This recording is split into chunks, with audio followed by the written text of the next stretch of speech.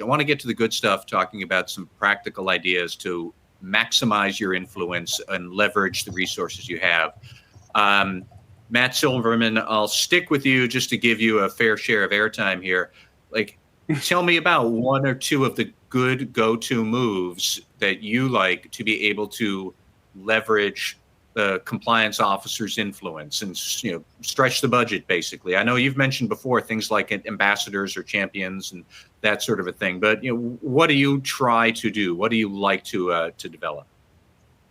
Yeah, so I'll kind of start with what you said there, which is I'm a huge proponent of champions programs.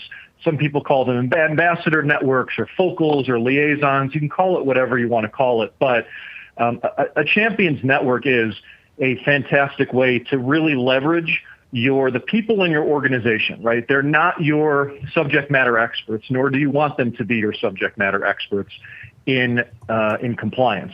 But if you've got a limited budget, if you know that you're not going to be able to hire and give a full benefits and salary and all the things that go with it to another compliance person in this part of the world or in this department, et cetera, it's a great way to kind of leverage the people that are already in your organization who may be able to provide support. And sometimes that support, it might be doing substantive investigations, but it's probably not. It's probably just, at the least, being your eyes and ears, looking out for potential compliance issues or concerns that you wouldn't otherwise know about because you're sitting 1,000 miles away. It's in many cases, and this is where I found it most useful in organizations where I've worked for, it's helping us to flow down compliance policies, new processes, new ways of working, so that instead of me sitting in Phoenix, Arizona, sending out an email to everybody in the world saying, this is the new compliance policy, make sure to follow it, right? We can work with people in different departments, whether it's HR, sales, marketing, finance, in different parts of the world, and we can train them to be our champions. And they can go out to their departments, to their sites, and they can be an advocate, right, for compliance. So they can go at their monthly team meeting or weekly team meeting and say, this is a new policy that the compliance department is trying to push out. Let's all make sure to read it and come back to me and tell me how this applies or doesn't apply, how it works or doesn't work, where there might be gaps that are specific to our location, to our region, to our department. And then those champions can come back to you and say, this policy, no one's going to follow it because this site operates a little bit differently.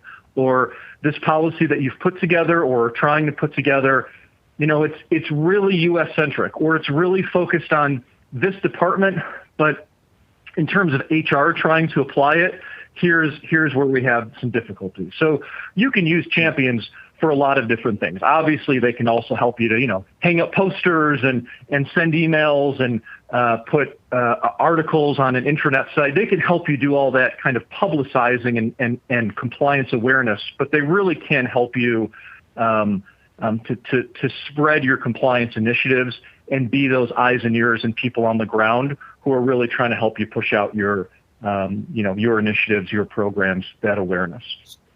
Jenny, let me circle back to you. What are some of the go-to moves, like whether it's an ambassador program or something else? I don't know. But what are some of your ideas? And then, Nick, I'll get to you after that.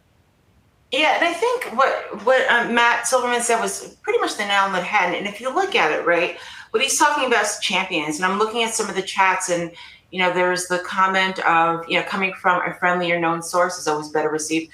Absolutely. So what is this all really saying, right, about an ambassador program or a champions program or however we want to call it, is that this is asking us as compliance professionals to really foster, right, that openness, that friendliness, that we're here to help, that, this isn't we're not here to tell you the no. We're not the no police like the compliance professionals traditionally have been, right? So I think that any way that you can figure out how to, with the champions program, I think is a great idea, right? But if there's any way that you can be as close to the employees as possible so they know that this isn't gotcha moment when I walk into the door, when I send you an email, right? Because that's already the perception, no matter how long standing you are in an organization or not, right? As soon as you say, oh, I'm the compliance officer, all of a sudden everybody shuts up because they're like, don't say anything, right? But I think that with the champions programs, with going in and making sure that they spread the whatever it may be, the whole point is, right? How are you as an individual and as a compliance officer? What message are you saying through your team and through the other employees as well? That what are you exuding in terms of your approachability? And we're here with you.